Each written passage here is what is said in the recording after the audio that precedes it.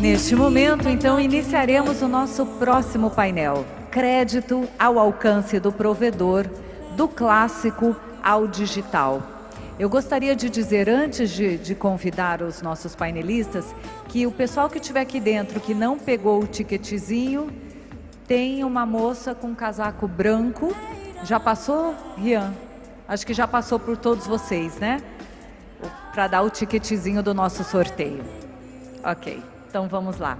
Convidamos então agora a conselheira da Abrint, Cristiane Sanches, que irá moderar este painel.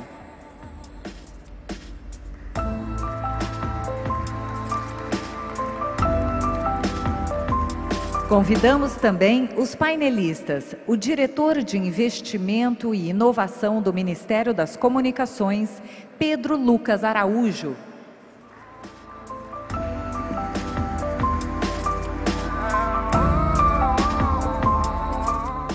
O head da Unidade de Negócios do Banco BS2, Nathan Ioles.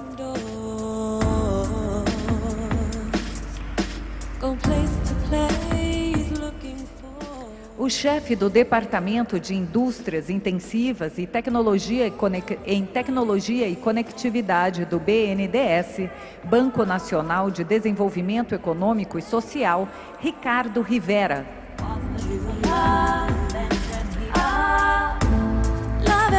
O sócio da AD Advisors e ex-conselheiro da Anatel, Agência Nacional de Telecomunicações, Aníbal Diniz.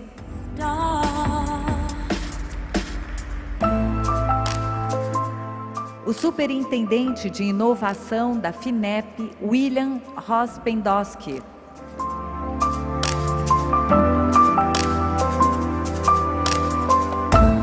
O diretor de marketing da Celete, Fábio Moreira.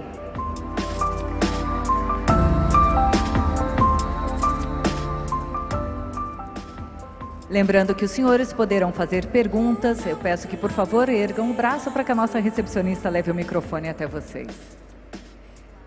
Então, com a palavra, a moderadora do nosso painel, Cristiane Sanches, que conduzirá os trabalhos. Boa tarde a todos.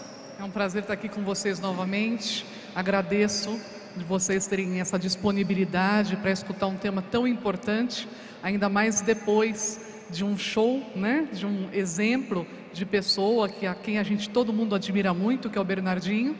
Que satisfação ter todos aqui. Vamos fazer uma primeira passada com cada um se apresentando, que eu acho que isso é muito importante para a gente se conectar um pouco. Por gentileza, Pedro. Obrigado, Cristiane. Boa noite. Em nome do Ministério das Comunicações, gostaria de agradecer o convite para participar do evento aqui hoje. Meu nome é Pedro Lucas Araújo, eu estou como diretor de Investimento e Inovação do Ministério. Minha segunda passagem pelo Ministério, fiquei no Ministério por quase uma década em outra passagem e foi nessa oportunidade que eu tive a chance de conhecer o segmento de provedores regionais, pequenos provedores. E eu sempre digo para todos que me perguntam, as pessoas com quem a gente interage no setor de telecomunicações, que muito do que eu aprendi foi exatamente oportunidades como essa, eventos como esse, em que a gente conversa com verdadeiros empreendedores, pessoas que realmente fazem acontecer, entregam a banda larga e mudam a vida das pessoas. E eu fico bastante satisfeito de poder voltar presencialmente a compartilhar desse tipo de experiência com vocês, e especialmente no tema de hoje, que é o tema de crédito, que é mais um obstáculo, que com certeza, como foi mencionado aqui pelo presidente da Abrint, é mais um obstáculo que vai ser superado, mas sempre não perdendo de vista aquilo que eu acho que é sempre muito importante em todas as discussões que a gente trata em telecomunicações de maneira geral, mas para o público de vocês, de pequenos provedores, pequenos, médios, é sempre ter clareza de que o negócio de vocês, o modelo de negócios, a empresa de vocês está inserida num contexto maior, o contexto de empreendedores no Brasil, que não é fácil, mas a gente tenta de alguma maneira ajudar, ok? Muito obrigado.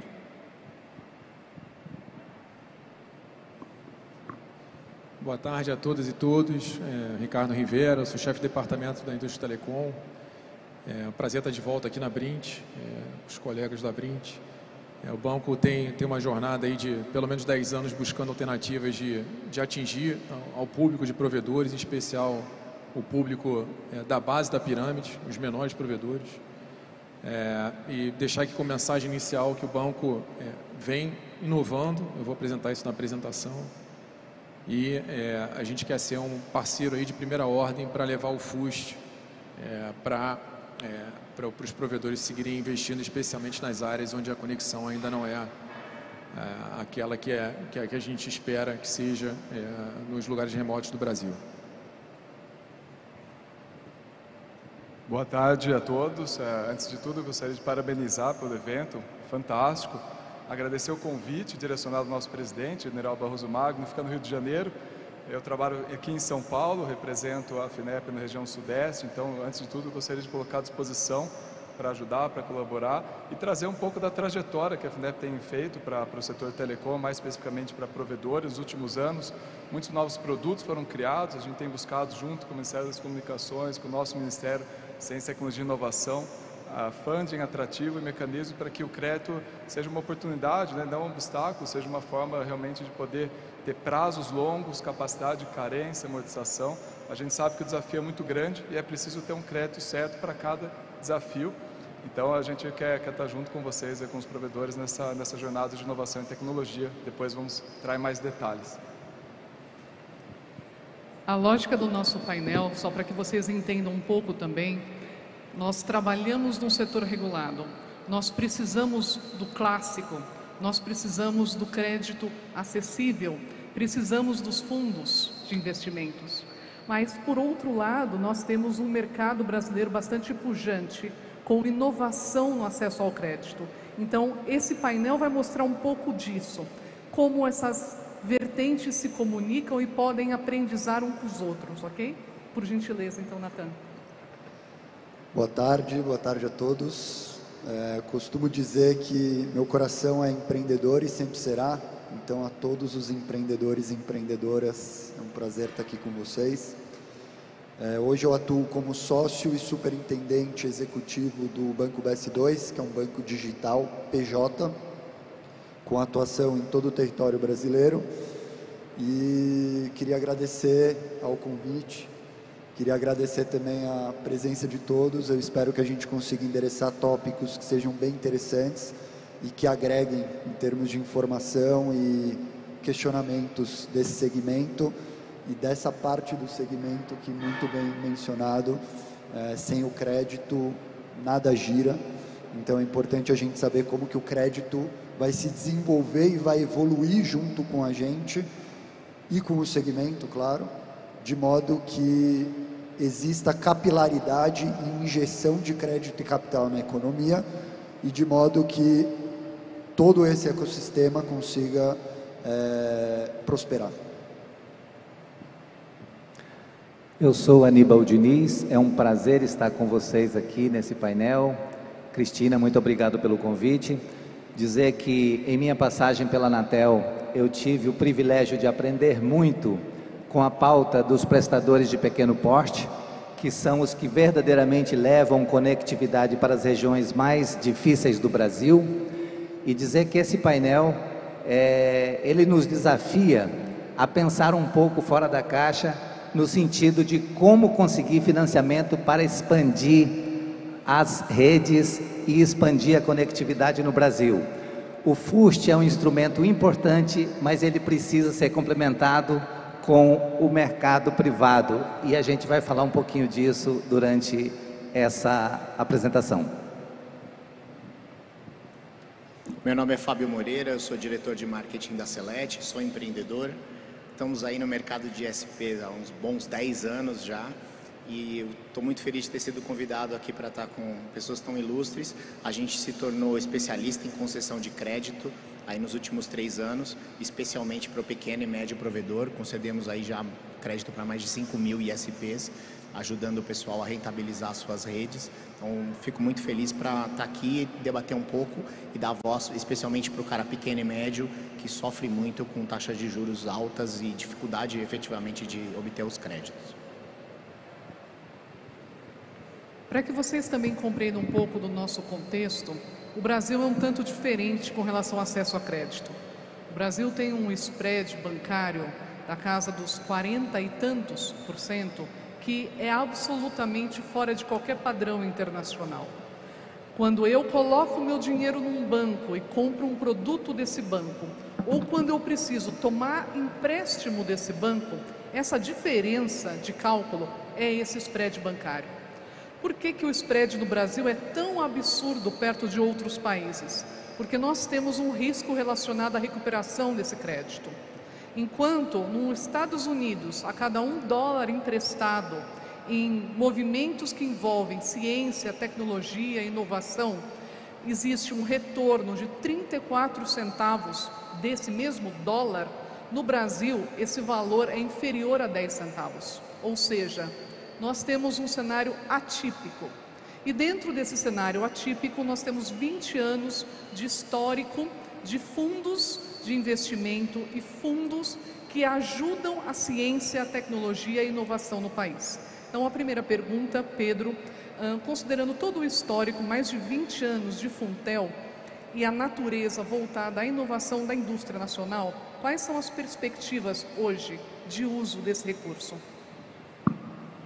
Obrigado pela pergunta, Cristiane. Como você bem mencionou, o fundo, para quem não conhece, o Funtel é o Fundo para o Desenvolvimento Tecnológico das Telecomunicações, tem mais de 20 anos. É um fundo, é importante esclarecer, é um fundo que, claro, está voltado para a implantação de redes, fomentar a implantação de redes, a expansão dos serviços de telecomunicações no Brasil, mas nunca perdendo de perspectiva a necessidade de fomentar, como você bem mencionou, o desenvolvimento tecnológico dos fornecedores nacionais, né? Então, o Funtel, ele tem uma tarefa que às vezes não é muito fácil, que é de tentar conciliar o desejo de oferecer crédito, recursos para a expansão de redes, ou seja, linhas de financiamento para provedores, operadores de serviços de telecomunicações, mas ao mesmo tempo impondo condições de aquisição de equipamentos nacionais. Porque a gente gosta, o objetivo último do fundo é esse, é a gente conseguir expandir os serviços de telecomunicações e ao mesmo tempo fomentar fornecedores, uma indústria, né, um ecossistema tipicamente nacional. Aproveito essa oportunidade também, Cristiane, se você não se importar, para mencionar, já foi mencionado aqui algumas vezes e outros colegas vão mencionar isso mais detidamente. Agora a gente tem uma nova perspectiva com o Fundo de Universalização dos Serviços de Telecomunicações. Como você mencionou também, não é um fundo novo, mas que foi recentemente reformulado. E é importante fazer esse pequeno paralelo, porque enquanto o Funtel tem esse objetivo de conciliar a necessidade de expandir redes com o desenvolvimento de um ecossistema nacional de equipamentos, dispositivos e soluções e aplicações, o FUST ele já está realmente mais focado para a expansão das redes e o fomento ao uso. Então a gente tem aí uma perspectiva, e aqui nós temos colegas, agentes financeiros que vão poder auxiliar o FUST nessa tarefa de expandir as redes e fomentar o uso de tecnologias da informação e comunicação. Ele tem um objetivo muito mais claro e é muito mais simples de ser utilizado. Futuramente, a perspectiva é que tenham recursos disponíveis também para a implantação de redes de todo tipo de operador, inclusive os provedores regionais. Obrigada, Pedro.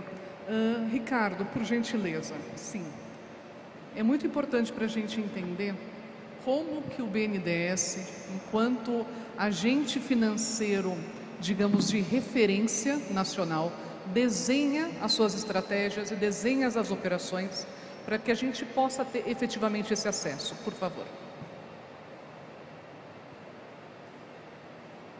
Microfone, por favor.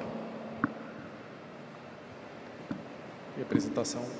Olá, tem a apresentação, eu vou buscar passar rapidamente aqui nos slides, mostrar um pouquinho do que o BNDES já fez, o que está fazendo agora, o que a gente pretende fazer para estimular principalmente o avanço da banda larga, em especial nos lugares mais mal atendidos, né? O banco, ao longo do tempo, ele vem, quando está subindo aqui a apresentação, o banco ele tem um histórico longo com o setor de telecom, participação ativa no processo de privatização, no plano de expansão das grandes operadoras, e desde o nascimento dos segmentos de provedores, o banco vem buscando alternativas de como chegar nesse público, com os seus diferentes instrumentos, né? Sempre lembrando que o banco é uma instituição praticamente centralizada no Rio de Janeiro, não tem agências bancárias, então toda a criatividade que a gente busca desenvolver para poder alcançar os provedores de menor porte, assim como todas as MPMEs, dependem de uma rede de canais de distribuição de crédito que o banco desenvolveu ao longo da sua jornada, né? Apenas com um número inicial, né? O sistema financeiro nacional, ele tem cerca de 60% do crédito dele via os 5 maiores bancos, 70%, desculpa. Ou seja, 30% são os outros bancos que provêm crédito para investimento. Na rede de distribuição do BNDES, esse número se inverte. Cerca de 60% do crédito que vai via BNDES por esses agentes são agentes que não são os 5 principais bancos. Então, o banco ele é um agente de desconcentração bancária relevante. É esse ativo que a gente entende que tem que utilizar para alcançar os provedores de menor porte. Então, muito rapidamente, nossa visão sobre a transformação digital, o banco ele busca atuar nesses 3 vetores. A gente está falando da modernização da infraestrutura, apoiar a expansão do 5G, mas a gente não pode esquecer principalmente da universalização de acesso, uma questão de equidade e o desenvolvimento do ecossistema de inovação. Esses vetores eles se interrelacionam, né? Então, quanto mais pessoas incluídas, quanto maior for a universalização, mais fácil vai ser a aceleração do payback das novas redes, novas gerações e vice-versa, né? O leilão de 5G ele traz consigo uma preocupação de trazer investimentos em áreas não desenvolvidas, né? Da mesma forma, vou ficar aqui de lado aqui para poder apontar para vocês, mas da mesma forma, você tem um ecossistema inovador, ele facilita a expansão dessa banda larga em diversos locais, né? E quanto mais essa base desenvolve inovações, mais o ecossistema floresce. E para a infraestrutura de 5G, a mesma coisa, né? O payback do 5G ele vai ser tão mais rápido quanto novos modelos de negócio foram desenvolvidos e mais facilmente essa expansão da rede vai ser monetizada, né? Enfim, essa pirâmide, eu acho que ela tem N versões aqui, N números, né? Porque o ecossistema de provedores ele não para de crescer, tá? Mas para segmentar, né? O banco ele atua diretamente financiando provedores. A gente já financiou mais de em torno de entre 10 e 20 provedores em operações diretas, que não as operadoras tradicionais, e no apoio direto para toda a base da pirâmide, tá? Então, aqui não é muito foco, mas existe uma série de instrumentos que a gente financia a aquisição de equipamento via Finame Direto, por exemplo, ou apoia um projeto de investimento completo com a linha Finem. Vou falar um pouquinho do Funtel, como um instrumento de apoiar a aquisição de equipamentos de tecnologia nacional, como o Pedro já citou, mas também tem outras linhas, como crédito ASG, não vou entrar aqui em detalhe, vou pincelar algumas, e o banco também tem entrado no segmento de debêntures. Cada vez mais os provedores de médio porte estão buscando esse veículo para financiar a sua expansão, tá?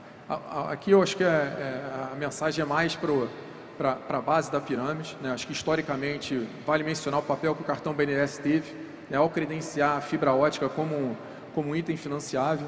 Então, desde talvez mais de 7 anos, 7, 8 anos que o banco financiou uma base aí de pelo menos 1.000 provedores que utilizaram o cartão de BNDES para fazer seus investimentos, né?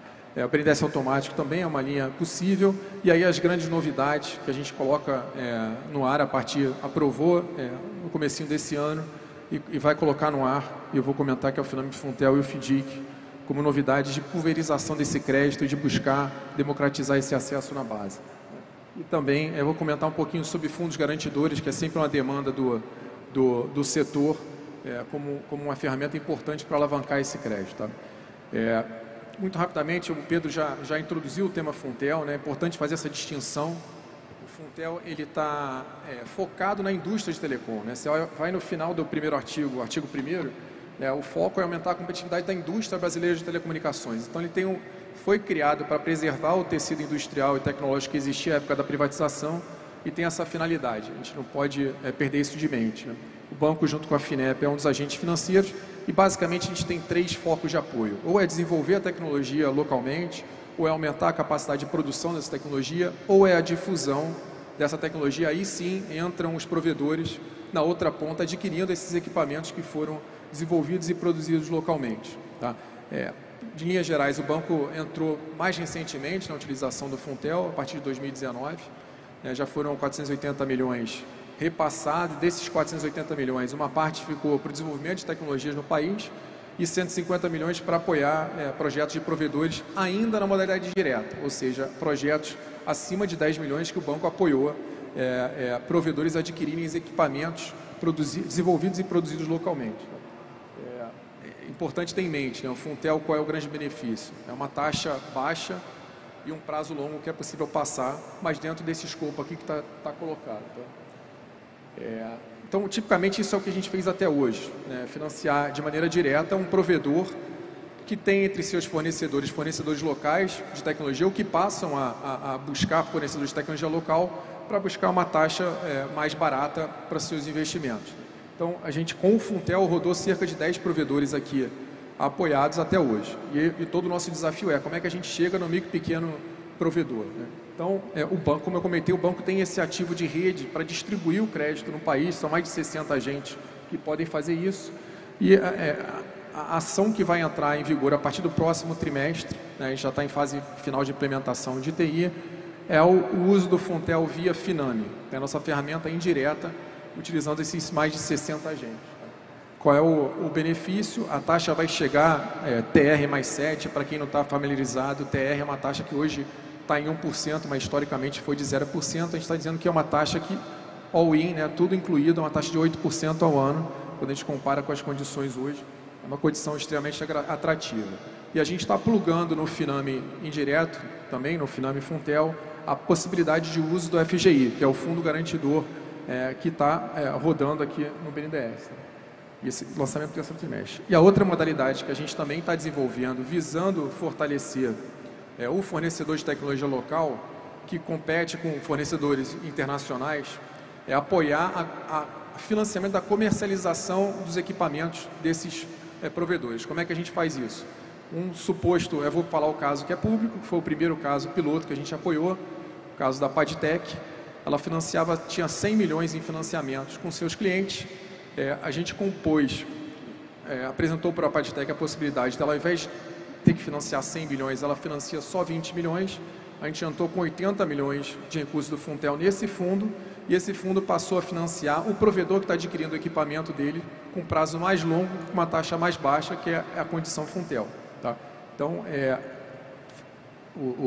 esse fundo, o fundo começou a ser operacionalizado há pouco mais de um mês, já tem 4 operações que estão utilizando esse mecanismo. Com isso, a gente atinge o que o Pedro comentou, né? A gente fortalece um fornecedor de tecnologia nacional, ao mesmo tempo que na outra ponta a gente está dando uma condição melhor para aquele provedor acessar esse crédito via FDIC. Tá? Falar um pouquinho sobre fundo garantidor. Isso aqui foi a experiência do PEAC, e é algo que a gente está na prancheta agora desenhando com o governo, pensando muito no uso do FUST para esse mecanismo, para que a gente possa reproduzir o sucesso que foi o PEAC. Para quem não acompanhou, o PEAC foi um programa emergencial feito pelo governo federal para suportar o apoio financeiro a micro, pequenas e médias no período da pandemia, lá no ano 2000. Tá? E foi um sucesso do ponto de vista dos provedores, né? A gente teve mais do que 500 clientes em mais de 400 municípios no Brasil, provedores utilizando esse mecanismo garantidor que foi lastreado em recursos do Tesouro. Então, em muito pouco tempo, a gente está falando de um período aí de 5 meses que o PEAC rodou. Na economia brasileira como um todo, ele alavancou 90 bilhões de crédito. Olhando para dentro dos provedores, foram 540 milhões de crédito para provedores. E só esses 5 meses foram quase que equivalentes a um período em que as linhas indiretas do banco rodou entre 2007 e 2020. Ou seja, 13 anos que a gente busca financiar via os agentes financeiros se equivaleram a um período curtíssimo que um mecanismo de garantidor conseguiu alavancar. A gente está nesse momento aqui buscando entender de que maneira a gente consegue ter uma solução perene de fundo garantidor para os provedores. Tá? Isso com uma taxa acessível, né? Não é que foi uma taxa exorbitante. A taxa média de 12% no crédito e um prazo de 4 anos, que é mais do que suficiente para monetizar os investimentos em rede de telecom. Essa distinção do FUST e do Funtel é fundamental. Aqui eu vou virar o capítulo para falar um pouco de FUST. Tá? Funtel está olhando a cadeia, tem que necessariamente alavancar a competitividade da cadeia de telecom local. O FUST já não. A preocupação do FUST é a expansão da rede, é levar a internet onde não tem, é conectar a escola, é digitalizar a economia brasileira e os serviços públicos brasileiros. A distinção Funtel, BNDES e FINEP atuando. FUST já tem a possibilidade de vários agentes atuarem, né? Então o banco quer ser um parceiro do FUST para ajudar a canalizar esses recursos para os diversos agentes com recursos do FUS, para levar a internet onde não tem. Aí é importante o comentário inicial, né? O FUS ele não é uma solução definitiva, ele não é sozinho, em função do quadro fiscal brasileiro, em função do montante de recursos que vai ser disponibilizado, ele não vai resolver sozinho. Então a iniciativa privada é fundamental, outros mecanismos criados para cada realidade de financiamento público e privado são fundamentais para se complementar nessa jornada. Tá? E aqui eu encerro aqui meu último slide. A gente é um pouco da proposta em alto nível de valor que o banco pretende trabalhar o FUS, tanto os financiamentos diretos, claro, financiamento direto para quem for levar a banda larga onde não está chegando, né, acima de 10 milhões, quanto o financiamento indireto, aí essa neutralidade do banco de repassar esse recurso é fundamental. O banco não tem agência, ele não concorre diretamente com bancos que têm agência, né? Quanto à estruturação de fundos como FDIC, fundos de garantia, e mesmo a utilização de recursos não reembolsáveis, aí é uma outra agenda, acho que ia atrapalhar aqui um pouco apresentar todas as iniciativas, mas na área de educação também o banco tem uma atuação forte, com recursos não reembolsáveis para a educação, para a digitalização com educação, e tem esse potencial de convocar outros atores privados para co-investir de forma não reembolsável em projetos que avancem o uso de tecnologia na educação. Tá? Não sei se estendi um pouco, Cris, só para apontar para inicial, aí eu fico disponível para as perguntas. Obrigada, Ricardo. Acho que o que você colocou a respeito das possibilidades do PEAC se estender em relação a outros mecanismos e outros desenhos, talvez seja um caminho muito bacana e promissor aí, com certeza. Miriam, por favor. Nós gostaríamos de entender da FINEP, um agente também por excelência, quais os desenhos, quais as possibilidades aí, pensando nas formas atuais, né, de mecanismos reembolsáveis e não reembolsáveis de apoio, principalmente às pequenas e médias empresas. Por favor. Muito obrigado, Cristiano, pela pergunta, né? Vou usar a apresentação aqui para trazer um pouco desses elementos de uma maneira bem objetiva. A FINEP é uma instituição muito ampla, ela existe há mais de 50 anos, relacionada com o Ministério de Ciência, Tecnologia e Inovação. A gente gerencia fundos não só do próprio Ministério, né, o FNDCT, que é um fundo bastante expressivo, como o Funtel, como foi colocado, está preparado para gerenciar outros, o próprio Fundo Nacional da Saúde, por meio de recursos de crédito, recursos não reembolsáveis, investimento. Então a gente consegue atuar aí todo o espectro da cadeia de inovação, pesquisa, e também mais recentemente, né, você falou muito aí sobre aprendizado, né, e conhecer um pouco a dinâmica, né, de cada setor. A gente apoia os mais diversos setores da economia, entender não só o efeito, né, a importância do desenvolvimento tecnológico, mas também isso chegar no mercado, né? Acho que tem a apresentação, se puder. Agora chegou aqui. Então aqui, primeiro falar das ações reembolsáveis. Aqui nós temos uma atuação muito ampla na área de telecom, utilizando recursos do Funtel, trabalhando com uma série de empresas em todo o Brasil. A FINEP ela tem a sede no Rio de Janeiro, alguns escritórios regionais, a sua superintendência aqui da área de inovação em São Paulo, tem Florianópolis, Belém, na região norte, Fortaleza, Nordeste, Brasília também. E além disso, eu vou falar depois de uma rede bem extensa de parceiros descentralizados. Esse é o programa que historicamente a gente vem atuando com mais ênfase, que está muito no DNA da FINEP, que é inovação, tecnologia, desenvolvimento tecnológico. E para isso, a gente precisa entender que o desenvolvimento tecnológico é algo que precisa ter um capital paciente para isso, ou seja, uma taxa que tenha uma flutuação mais adequada, né, para todo esse processo, um prazo bastante longo e, mais importante, o entendimento do processo de inovação. Então, a FINEP está muito acostumada a acompanhar projetos. São mais de 30 mil projetos aí nos seus mais de 50 anos de história, que a gente consegue entender qual é o desafio, as alterações que precisam ser feitas, né? Então, esse é um capítulo importante. Vocês observam que a taxa é bem atrativa, porque a gente funciona ao inverso do que seria o procedimento bancário, né? Então, quer dizer, em geral, o banco ele cobraria mais de acordo com o risco, né? E a gente gosta do risco, ou seja, para nós, quanto mais inovador um projeto, né, é mais ineditismo, né, mais desafio, menor é a taxa. Então, isso graças, né, aos fundos que a gente pode utilizar. E a gente tem também observado as mudanças, né, no marco legal e na infraestrutura, né? A questão do 5G é algo que para a FINEP é importante, não só no ambiente telecom, mas também muito importante no ambiente industrial. Então, a gente vê uma abertura muito grande de possibilidades, não só para quem ganhou, né, as concorrências, mas também para empresas que vão fornecer e para empresas que vão instalar também infraestruturas, redes, então toda essa cadeia que vai estar envolvida no 5G, a gente consegue também, com o apoio do Ministério das Comunicações, em parceria com o nosso Ministério, apoiar numa condição muito atrativa, né? Isso vai permitir que a gente consiga fazer, por exemplo, cirurgias à distância, quer dizer, uma série de coisas que a rede permite, né? E aqui um produto que ele foi desenvolvido, colegas meus da FINEP já estiveram aqui antes para falar quando isso ainda era uma hipótese, né? Então fico feliz de mostrar que esse programa já está rodando, né? É algo novo para a FINEP, acho que a gente precisa também sair, né, da nossa ambiente que a gente conhece mais, que é inovação, mas olhar também para a difusão. E aqui a aquisição inovadora, né? Então, para cabos de fibra ótica e outros equipamentos que são credenciados, né, pelo nosso Ministério, isso também permite uma taxa bem atrativa a partir de TR, né, como foi falado pelo BNDES, uma taxa muito atrativa. Isso varia também de acordo com o risco da operação e da forma de trabalho, né? E sempre num prazo muito amplo, né, 20 anos, tendo em vista a complexidade desses investimentos. E passar aqui rapidamente, depois a gente pode abordar em mais detalhes, né? A FINEP também precisa ter parceiros, e esses parceiros são distribuídos em todo o Brasil, não só bancos de desenvolvimento, mas até alguns bancos privados, o Banco Sofisa, por exemplo, trabalha com a FINEP, cooperativas de crédito nós estamos trabalhando, né? Vamos tentar trazer também os bancos digitais aqui, temos um exemplo, então para nós é importante chegar de forma mais rápida, mais acelerada, mais ampla na base, né? E por fim também tentando ter experiência, a gente atua aí junto com o SEBRAE. O SEBRAE vai fazer uma parceria com a FINEP para chegar a R$1 bilhão em crédito para pequena e média, porque para pequena e média não só a questão da taxa e do entendimento financeiro, mas também sobre como montar um projeto, como entender, como chegar nos agentes. Então o SEBRAE vai ajudar a FINEP nisso, né? E eu me coloco à disposição também, eu deixo aqui no final meus contatos, podem mandar o e-mail. Estamos aqui em São Paulo, escritório do Itaim, à disposição para direcionar para outros colegas no Rio de Janeiro ou para outros parceiros, tá? Para que a gente possa contribuir com as necessidades aí de todos os provedores.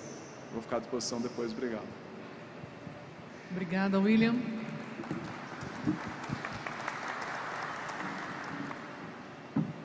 Uma mensagem importante para passar para vocês antes da gente seguir o nosso debate é que hoje todos eles trabalham com criatividade e muito desenho de estrutura de acesso a crédito.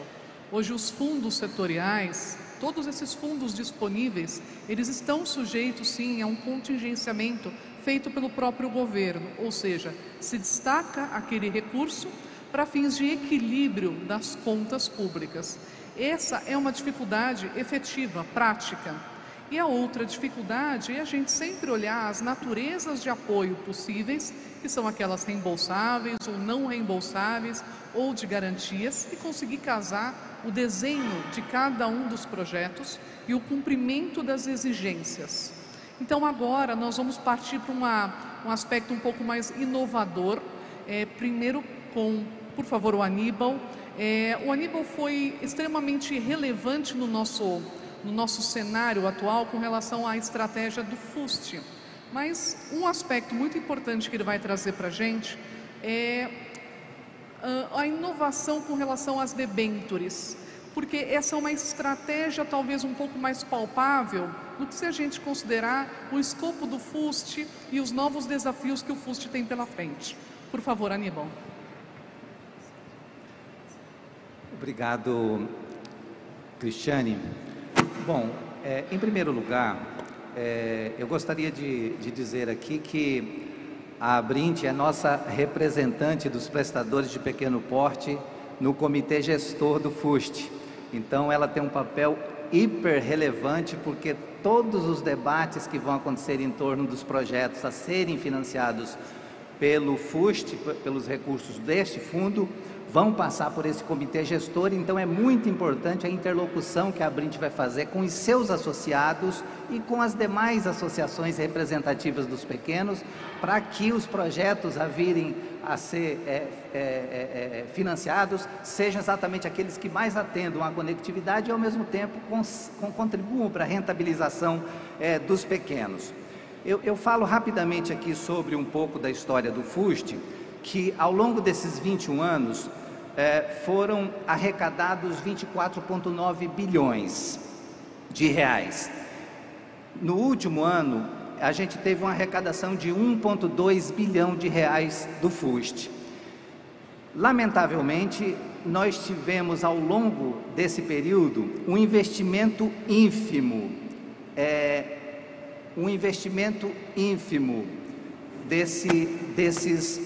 desses valores.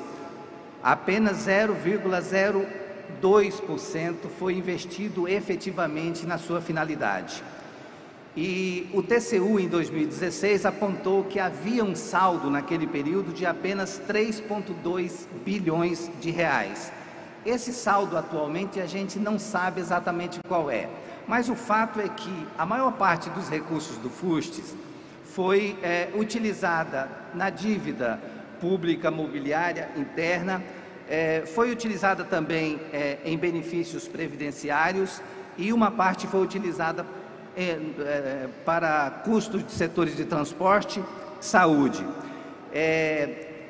Nós temos aqui uma situação em que o FUST não foi utilizado para o seu fim, mas também não tinha possibilidade de ser utilizado porque ele estava muito vinculado à telefonia fixa, que havia sido já superada e precisava de uma novidade, uma inovação na lei para que ela pudesse ser adaptada e habilitada para o investimento na expansão da banda larga. Isso aconteceu com a Lei 14.109 de 2020, que solucionou os entraves jurídicos e abriu a possibilidade do FUST ser investido diretamente na expansão da banda larga. Porém, nós continuamos com uma restrição que diz respeito ao regime fiscal da União, que foi agravada significativamente com a instituição do teto de gastos em 2016. Então, isso restringe fortemente as modalidades não reembolsáveis. Então, hoje, o próprio Rivera estava falando que dos 700 milhões arrecadados de FUST neste ano, provavelmente 650 terão que ser investidos em projetos reembolsáveis, né? E ainda tem a questão da relação dívida pública-PIB, conforme está demonstrado nesse gráfico, que o comprometimento do PIB com a dívida pública continua crescendo, subiu de 2013 de 51% para 88% em 2020. Isso também dificulta ainda mais a utilização desses fundos. Exatamente por conta dessa questão é que a gente está trazendo essa provocação. Nós temos que buscar vida além dos fundos setoriais. E nesse sentido o mercado ele pode dar uma resposta muito efetiva. E a gente trouxe como desafio a gente trabalhar um pouco mais com as debêntures incentivadas, que foram criadas justamente para incentivar a implantação de infraestrutura, e elas trazem benefícios especiais em termos de dedução fiscal para os investidores nessa modalidade de financiamento da implantação de infraestrutura. E tem um conjunto de vantagens que vale a pena os prestadores de pequeno porte tentarem se habilitar a essas emissões, porque elas têm um ganho significativo no que diz respeito ao tempo de pagamento, e tem dedução de imposto de renda, tem dedução de IOF, tanto para investidor estrangeiro quanto para investidor de pessoas físicas nacionais, e também tem uma alíquota especial para as pessoas jurídicas no que diz respeito ao imposto de renda. Então vale a pena se tentar esses benefícios que passam por um processo de habilitação das empresas, dos projetos, e tem que ter a aprovação desses projetos junto ao Ministério Setorial, no caso nosso, o Ministério das Comunicações. Vale a pena reforçar, só para se ter uma ideia, nós não estamos falando de qualquer participação mínima, mas sim uma participação significativa das debêntures já no financiamento da infraestrutura. Por exemplo, o BNDES financiou diretamente em 2014 algo como 69 bilhões. Nesse ano de 2014, a participação das debêntures não chegava a 5 bilhões por ano. No ano de 2021, a participação das debêntures já chegou a 46,8 bilhões e chegando até a superar os investimentos financiados diretamente pelo BNDES. A curiosidade nisso tudo é que a participação do setor de telecomunicações ainda está muito tímida. Apenas 2,7% dos financiamentos de infraestrutura se destinaram a telecomunicações. O setor de energia vem participando com 66%, o setor de transporte com 26% e o setor de saneamento participa com 4,9%. Então, nós temos aí uma ampla possibilidade de crescimento a partir do setor de telecomunicações. Um outro aspecto que eu queria ressaltar é que nós já temos exemplos de prestadoras de pequeno porte de telecomunicações que tiveram acesso a essas debêntures e conseguiram um bom prazo, conseguiram juros razoáveis e as suas emissões foram bem aceitas no mercado. Nós temos o exemplo da MOB Participações, que conseguiu captar 100 milhões, temos a Unifique, que conseguiu também captar 100 milhões, assim como a Americanet captou 250 milhões, a BrisaNet conseguiu captar 500 milhões, e a Algar Telecomunicações fez 2 emissões e conseguiu captar 615 milhões, todas elas com prazos bem razoáveis e com margem também convincentes.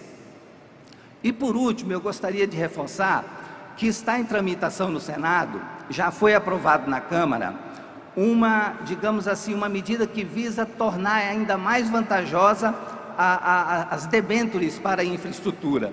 E vale a pena a gente monitorar essa aprovação no Senado, porque já está nas prioridades do governo a aprovação dessa lei. Trata-se da Lei 2646, que vai ainda aumentar as vantagens para quem implantar infraestrutura a partir da emissão de debêntures. Dessa maneira vai se conseguir atrair tanto o capital interno quanto o capital externos e também vai se incentivar os fundos de pensões a poderem também investir nessa modalidade de infraestrutura.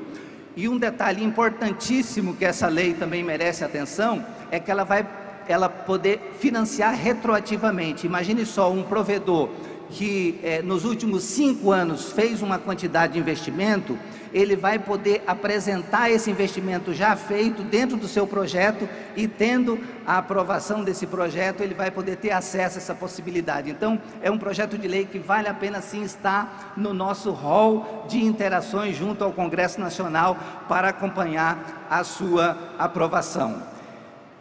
Em síntese, o que a gente gostaria de apresentar é que tem também as parcerias público-privado que vale a pena a gente monitorar, sempre quando há relação Estado com provedores regionais na busca de um projeto de financiamento, tem a possibilidade de chegar a organismos internacionais, como fez o Ceará e o próprio Piauí, que chegaram ao BID, e essas possibilidades também existem e a gente defende que haja sim organização dos prestadores locais com os seus governos na busca de apresentar projetos junto ao Ministério da Economia, porque assim também a gente pode aumentar a capacidade de lastro do governo federal junto aos organismos internacionais para a gente conseguir também financiamento para esses projetos.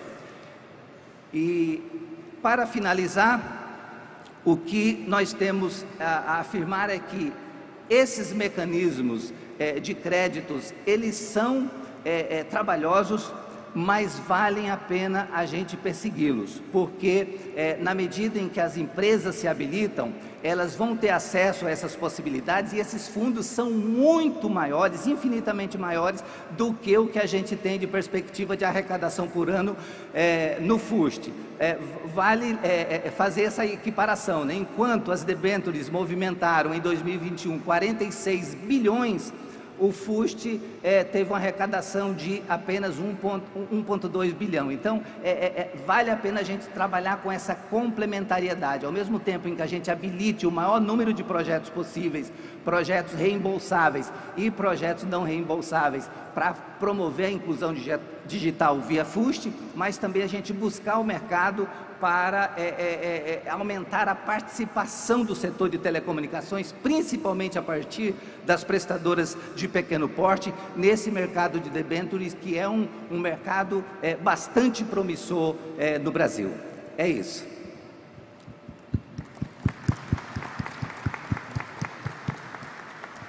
Obrigada, Aníbal.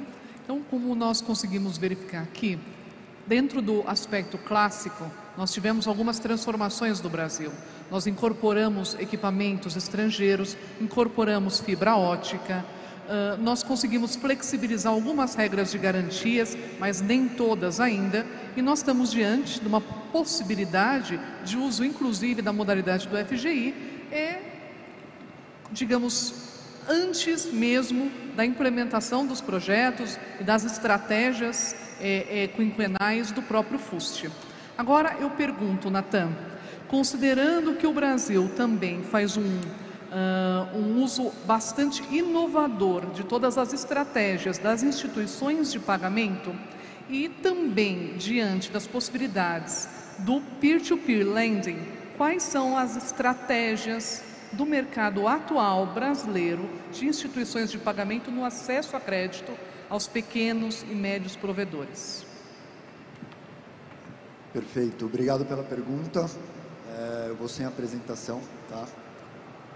E eu acho que a resposta da tua pergunta, ela começa no contexto que a gente está vivendo atualmente.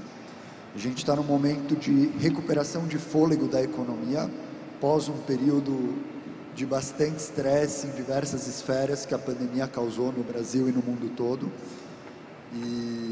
E eu sou um dos players e eu aplaudo todos os outros players que trabalharam em conjunto na iniciativa do setor público e setor privado para garantir que esse estresse de índices de inadimplência na economia seriam resolvidos por meio do trabalho conjunto de todas essas organizações para garantir que a gente conseguiria passar por esse momento.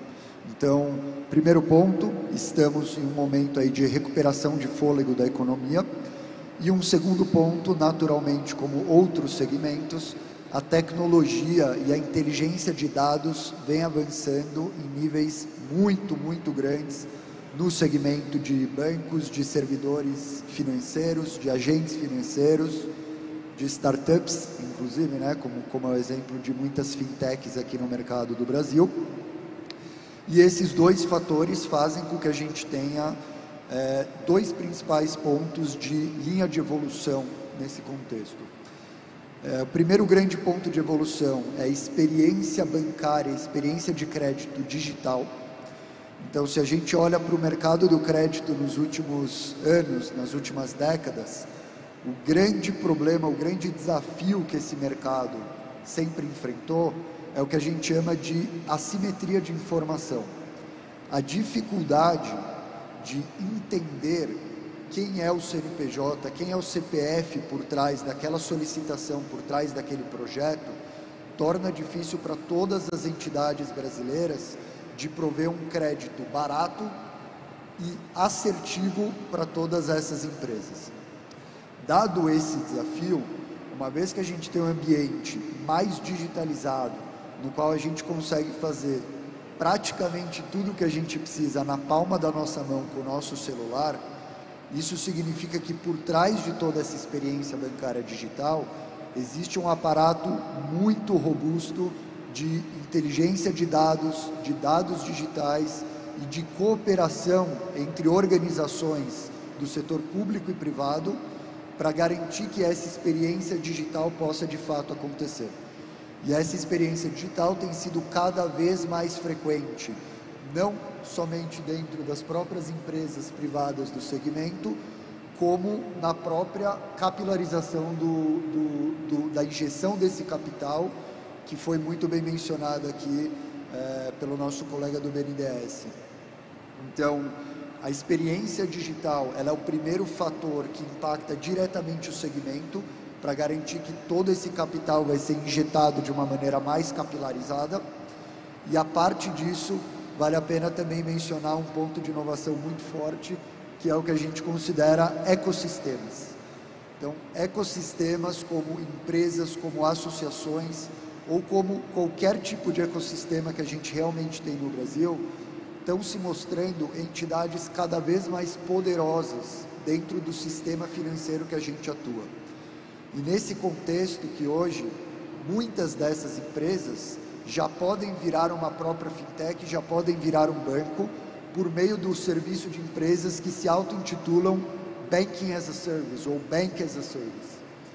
Esses ecossistemas, aliados ao poder da tecnologia e da análise de dados financeira, conseguem utilizar a própria inteligência de dados e o próprio relacionamento com o seu ecossistema para garantir que o entendimento de qual é o formato exato de crédito para esse ecossistema vai realmente chegar tanto na análise de dados como na estruturação de instrumentos financeiros, que foi muito bem mencionado aqui pelos meus colegas painelistas, e efetivamente chegar aos CNPJs e CPFs que precisam de crédito e não conseguem ter acesso, ou quando tem acesso a um crédito muito caro, por conta da assimetria de informações. Então, todas as inovações que existem e que hoje estão em curso e que estão evoluindo, elas vão muito em direção de monetizar e entender melhor esses ecossistemas e também, fundamental para o nosso segmento, evitar que a assimetria de informação ocorra e que todas as consequências negativas disso atuem nos segmentos e na população. Natan, você colocou um ponto importante sobre o aspecto da facilitação e da assimetria informacional para que aquele crédito chegue no fim. Nós temos aqui uma semelhança, né, do mercado regulado financeiro e o mercado regulado de telecomunicações. O mercado regulado financeiro também se estabelece a partir de premissas em que eu preciso, às vezes, de uma autorização, ou então, em outros casos, eu não preciso. Essa flexibilidade é extremamente relevante, né, para a gente chegar com crédito no final, na ponta. E daí, pensando um pouco nesses agentes descentralizados, um exemplo importante dessa cadeia de descentralização ao extremo seriam os próprios fornecedores de produtos e fornecedores de equipamentos. Então, por favor, Fábio, conta um pouco para a gente como isso chega lá na ponta, na hora da compra do equipamento. Obrigado pela pergunta. Achei sensacional a fala do Natan. A simetria de informação, né? Assim, para traduzir para o nosso dia a dia, o grande banco, ele não consegue entender a sua operação, ele não consegue saber os boletos que você tem para receber, eles não conseguem entender as suas operações, não conseguem entender os impostos que você paga. E o provedor de internet, ele tem uma série de desafios operacionais e muitos deixaram de lado, né? Deram menos atenção para esse esmero na parte financeira, e aí isso se traduz no final numa taxa de juros muito maior, num risco